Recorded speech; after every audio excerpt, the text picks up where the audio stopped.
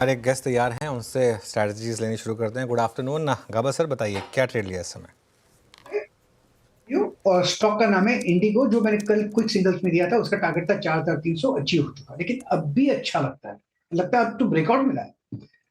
Stop होगा 4250 अब। Next near term technical target 4,400 पे। ये स्पिल ओवर ट्रेड कल तक भी हो सकता है, लेकिन यस, इंडिगो अच्छा लगा।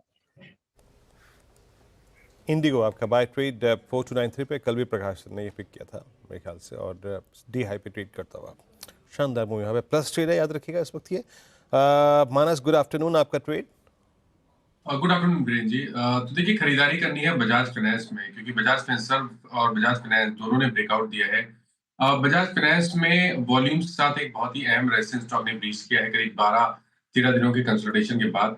मेरा समझना है कि पिछला स्विंग हाई जो कि 7825 है, उसको स्टॉक टेस्ट करने की कोशिश कर सकता है, तो वहां पर खरीदारी करके चलनी है। 7524 का आपको स्टॉप लॉस लगाना है, और अगर चाहे तो 7700 का फरवरी मंथ का कॉल ऑप्शन लिया जा सकता है। 260 के आसपास ये ऑप्शन ट्रेड हो रहा है, इसमें 209 रुपए का आपको स्टॉप लॉस लगाना है और 375 के टारगेट सेट करना है। ठीक है, बजाज फाइनेंस 7524 के स्टॉप लॉस के साथ यहाँ पे खरीदारी की सलाह। अमित सेठ जी, गुड आफ्टरनून, आपने क्या पिक किया है? Good afternoon Shreya ji, good afternoon Anuj ji, good afternoon Virendra ji and everybody on the panel. मेरा इस समय का ट्रेड रिलायंस इंडस्ट्रीज रहेगा।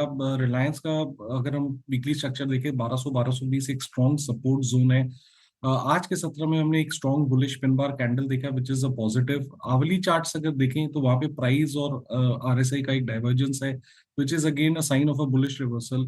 तो ये सब देखते हुए रिलायंस को बाय करना चाहिए। स्टॉप लॉस रहेगा लगभग 1220 रुपए का, और हमारे टारगेट्स रहेंगे 1280 के।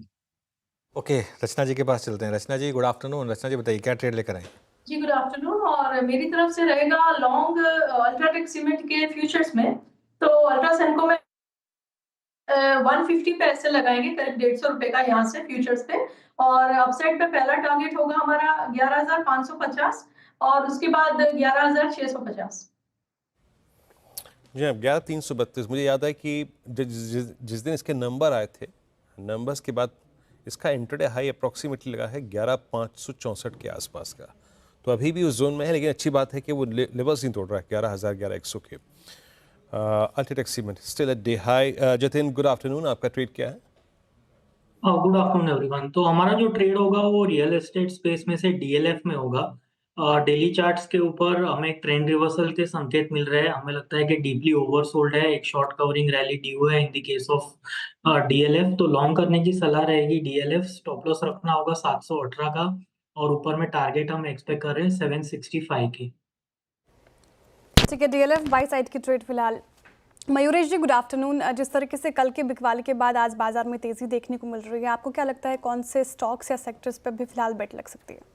Afternoon Shreya ji, afternoon Anuj ji, afternoon Veeru ji, and afternoon to the panel. तो हमें लगता है, आई थिंक जो हम अर्निंग्स मैप कर रहे हैं, अर्निंग्स थोड़े डिसअपॉइंटिंग ही रहे हैं इंडिया इंक के लिए। और जो ग्लोबल अर्निंग्स भी हम मैप कर रहे हैं, if you leave aside US banks, वहां पे भी डिसअपॉइंटमेंट है। इसलिए आई थिंक मैक्रो लेवल पे जो चिंताएं उभर के आ रही है ग्लोबल ग्रोथ को लेके, इन्फ्लेशन को लेके, रेट कट साइकिल के डीले को लेके, ये शायद माइक्रो में भी एम्बेड हो सकता है, which can reflect in lower and slower corporate earnings growth.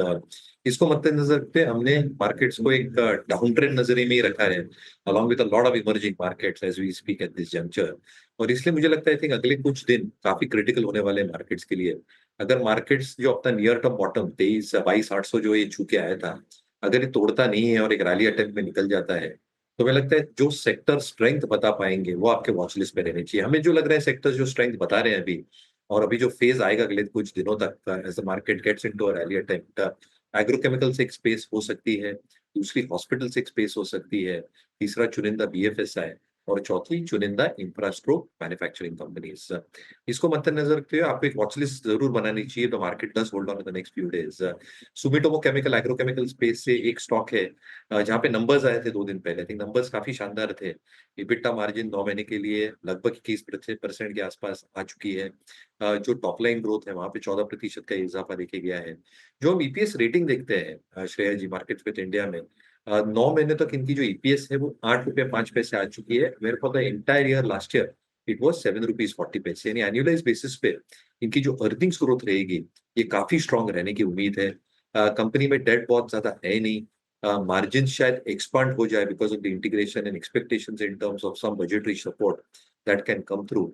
और जो डीलर और डिस्ट्रीब्यूशन एंड है, हमें लगता है आई थिंक आगे जाते वक्त अगर ये 515 या 520 के लेवल्स निकाल देता है तो अच्छा मोमेंटम होगा। तो आपके वॉच लिस्ट पे रखें अगले कुछ दिन, ऑब्वियसली सेक्टर्स और मार्केट के लिए बहुत क्रिटिकल। ओके, सुमिटोमो केमिकल्स, ये हो गई मयूरेश जी की पिक। निफ्टी डे हाई के काफ़ी करीब है। एक बार निफ्टी का कंट्रीब्यूशन देखते हैं। सबसे ऊपर आपको दिखाई देगा इसमें HDFC बैंक का, और वो भी बड़े मार्जिन के साथ। एंड आई थिंक उसके अलावा इवन ICICI बैंक भी उस लिस्ट में फीचर करेगा। लेकिन पहले निफ्टी का कंट्रीब्यूशन लेकर आते हैं, उसके बाद अगर टाइम होगा तो बैंक निफ्टी का भी देखेंगे। सबसे ऊपर HDFC बैंक 83 पॉइंट, फिर ICICI बैंक 42 पॉइंट्स, फिर एक्सिस बैंक 26 पॉइंट्स और फिर बजाज फाइनेंस 21 पॉइंट्स। तो सारे बैंक्स और फाइनेंशियल नाम ही हैं जो कंट्रीब्यूट कर रहे हैं। और बैंक निफ्टी की रैली देखिए, 1000 पॉइंट की रैली में कम से कम नहीं तो 500 पॉइंट, जी हाँ 500 पॉइंट का कंट्रीब्यूशन HDFC बैंक की वजह से। और फिर ICICI बैंक, एक्सिस, PNB। एक इकलौता फेडरल बैंक है बेचारा जो थोड़ा सा आज मायूस है। वैसे वो भी थोड़ा लोअर लेवल से रिकवर हुआ है, फेडरल बैंक भी। आप देखिए यहाँ पर भी अच्छी रिकवरी है, लो से 178 का लो लगाया था। इनफैक्ट फेडरल बैंक भी अब डे हाई पर आ गया। टेक्निकली फेडरल बैंक में भी लोअर लेवल से अच्छी रिकवरी आपको देखने को मिली है।